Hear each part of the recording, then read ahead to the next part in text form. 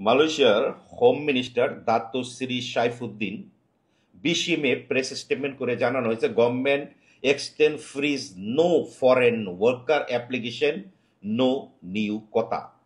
এখানে যারা কলিং ভিসায় নতুন করে মালয়েশিয়ায় আসার জন্য অপেক্ষা করতেছেন কিংবা দালালের কথা শুনে মালয়েশিয়াতে যারা চিন্তা ভাবনা করতেছেন আরটিকে 3.0-তে ভিসা করবেন, তাদের জন্য এই নিউজটাই এনাফ যে মালয়েশিয়াতে নতুন করে না কলিং ছাড়তেছে, না আরটিকে 2.0 কিংবা 3.0-তে নতুন করে বৈধতা দিবে।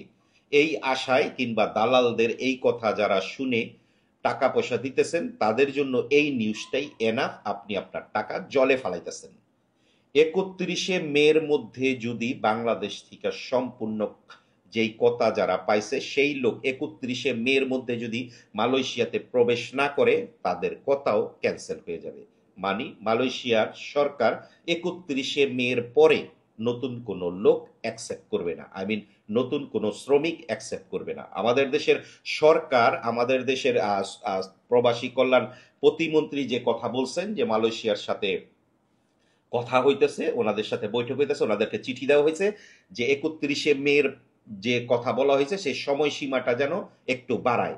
আজকের যে খবর, বিভিন্ন খবরের কাগজে এটা প্রকাশিত হয়েছে, ওনারা আর এটা বাড়াবে না। ওনাদের কথা হিসাবে যে মালয়েশিয়াতে যে পরিমাণ বৈদেশিক শ্রমিক প্রয়োজন সেটা ওনাদের হয়ে গেছে। আর কোনো বৈদেশিক শ্রমিকের জন্য নতুন কোনো কথা দেওয়া হবে না, কিংবা যারা আরটিকে 3.0-র কথা বলে আপনাদের কাছ থেকে টাকা নিতেছে সেইটাও ছাড়া হবে না।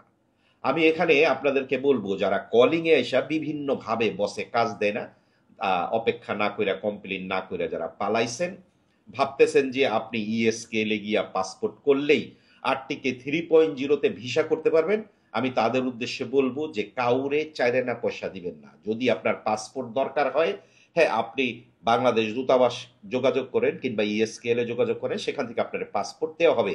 কিন্তু সেই পাসপোর্ট হাতে নিয়ে যে ভাববেন কারোর কাছে দিয়া আন্ডার টেবিলের মাধ্যমে ভিসা করবেন কিংবা আন্ডার টেবিলের মাধ্যমে আপনি মালয়েশিয়াতে বৈধ হবেন, সেই সুযোগটা কিন্তু আর নাই। যেখানে নতুন করে কলিং এর কথা দেওয়ারই কোনো সুযোগ নাই, যেখানে 31 মের পরে কোনো শ্রমিক মালয়েশিয়াতে পাঠালে সেটা মালয়েশিয়া অ্যাকসেপ্ট করবে এইটারও কোনো সুযোগ নাই, সেখানে আরটিকে 3.0-র বৈধতা দেওয়ার কথাটা ভাবাই একটা স্বপ্নের মতো। আরটিকে 3.0 ছাড়বে এটা যারা বিশ্বাস করেন মনে প্রাণে, বিভিন্ন দালালের টাকা দেন, আমি বলবো তাদের মতো বোকা আর কেউ নাই।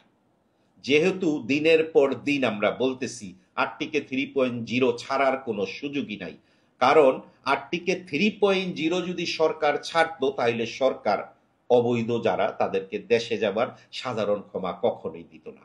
মালয়েশিয়ান সরকার যদি বৈধতা দেয় সেখানে কিন্তু তাদেরই লাভ। এই মুহূর্তে তারা বৈধতা দিবে না, কারণ এখানে কর্মসংস্থানের অভাব হয়ে দাঁড়াইছে। মালয়েশিয়াতে বর্তমানে কর্মসংস্থানের খুবই অভাব। যারা মালয়েশিয়াতে আছে শ্রমিক, আপনারা তাদেরকে জিজ্ঞেস করেন যে কর্মসংস্থানের অভাব, খুবই অভাব।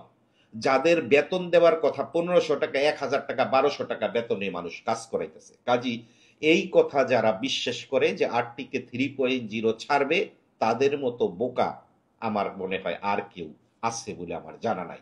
সো ভালো থাকবেন। আসসালামু আলাইকুম।